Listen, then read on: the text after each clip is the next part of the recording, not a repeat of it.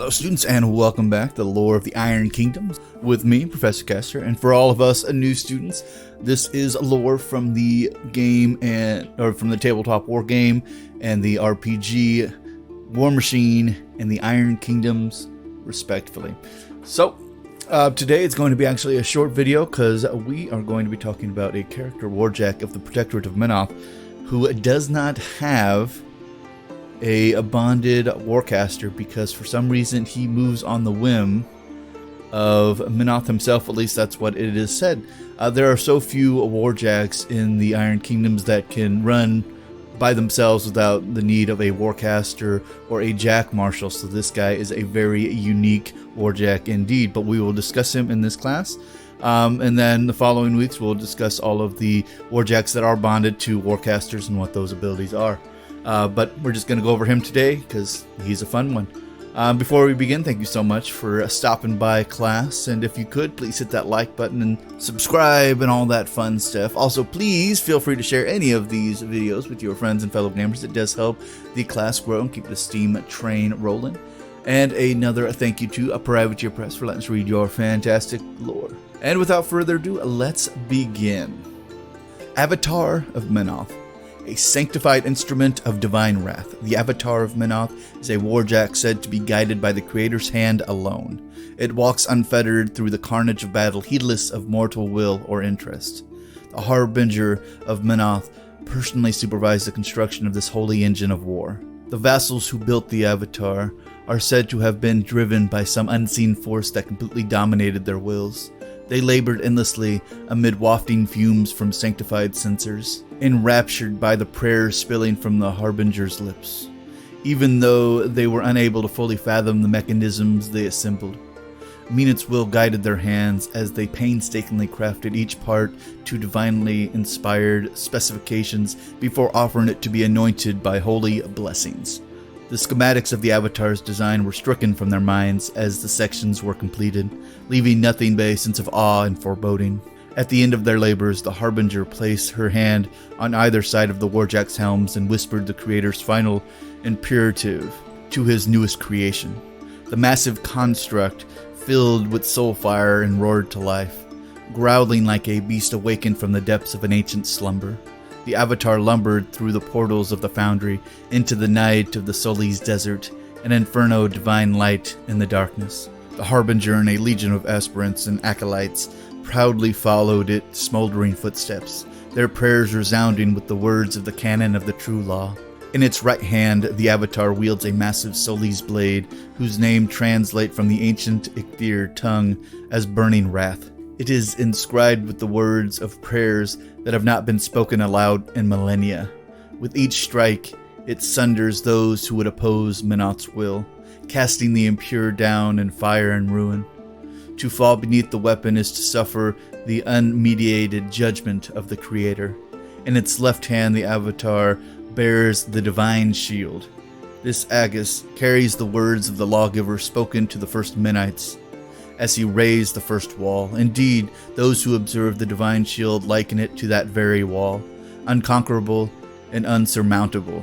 The shield is Menoth's own protection. A lesser warjack is animated by a mechanical cortex and guided by the mind of a mortal, but not the Avatar. So far as the faithful are aware, its name is no mere hyperbole. It is believed to be the walking incarnation of Menoth's wrath on Cain.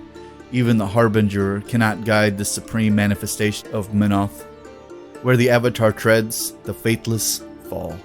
And yes, and I have only seen this guy once in battle, and that's probably the last time you want to see a non-warcaster guided warjack in battle, because well, he literally fights on his own and he collects souls and he's all sorts of just deadly on the battlefield. And because he doesn't have a warjack or a warcaster to guide him, that means that he is not restricted to the tethering of how far you can go away from his particular warcaster. So he can be super far away. He can pop up in places you would not expect a warjack to be able to be because, well, there's not really any length of connection he has to anybody because he's literally connected to, well, what they say is the god of Menoth.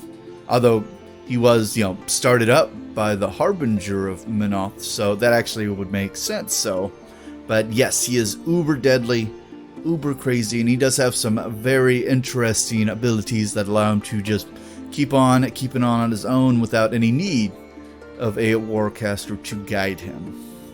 But let's read over his Mark III to Mark IV changes and see how much more dangerous this guy has gotten in the upgrades.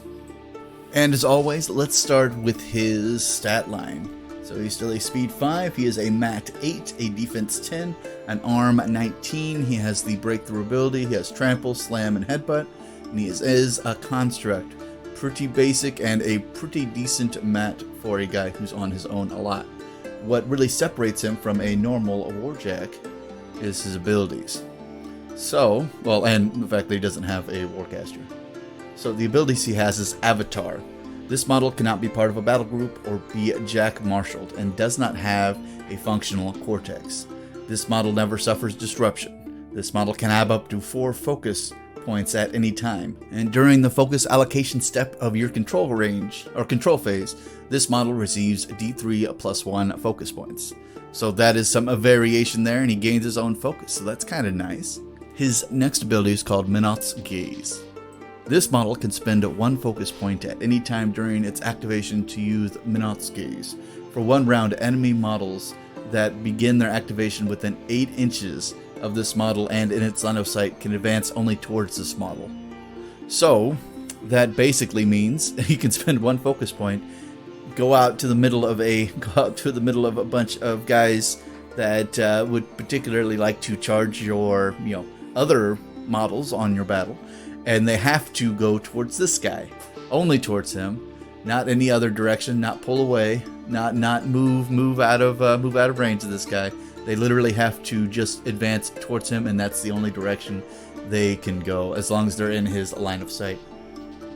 He also has Sacred Ward, which makes perfect sense because he is of Menoth's will, so that would make sense. This model cannot be targeted by enemy spells, which makes him pretty dang useful.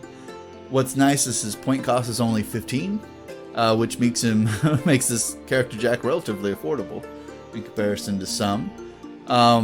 So a lot of these abilities, you can just set him up on his own. He doesn't need focus from any warcasters. He is completely self-sufficient, and he pulls in a lot of fire, apparently. His weapons are his Divine Shield. So it is a mat 8, range 1, POW 14. It is a magical weapon, and it gives him a +2 armor, driving his armor all the way up to 21. Makes him pretty dang beefy. And then his sword, the Burning Wrath, is a mat 8, range 2, POW 19 magical weapon. And its special ability on that is Flame Burst. When this model boxes an enemy model with this weapon, enemy models within 1 inch of the box model suffer the fire continuous effect. So, as per usual with Protectorate warjacks, he has an ability to catch more and more people on fire, and if you put him if you put him in an army that a lot of people like catching things on fire, that is a very useful ability to keep on going. But sometimes simple works best. He does have breakthrough. He can get himself in lots of locations. He can play himself far up the field, not having to worry about his warcaster's control range, because he doesn't have a warcaster. He's not part of a battle group. So yeah, he is running almost like a very, very dangerous solo. So, but yes, for 15 points, having a jack who's basically a solo out there who still gets his focus like normal and who can pull enemy fire and enemy movement straight towards him makes him a very, very useful tool for any of the Protectorate armies. As mentioned, we're just going to go over him today because next week we're going to be going over all of the character warjacks who have actual warcasters they're attached to, and we'll be grouping those guys up accordingly. But I just wanted to go over him today, and because we had a holiday on Monday, it just kind of held up some of the recording schedules as well. So, but next week we should be back onto the more large-scale videos, but we'll be there. I want to thank you all, guys, if you did stick around for this very, very short video. Please like, subscribe, comment. Let me know if you enjoy this guy. Let me know if you know of any other cool character warjacks that do not have a warcaster attached to them. I believe the Cricks have one as well.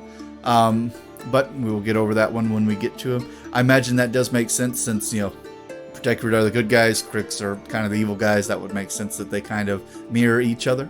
But another thank you to Privateerpress for letting us read their fantastic lore. And without further ado, class dismissed.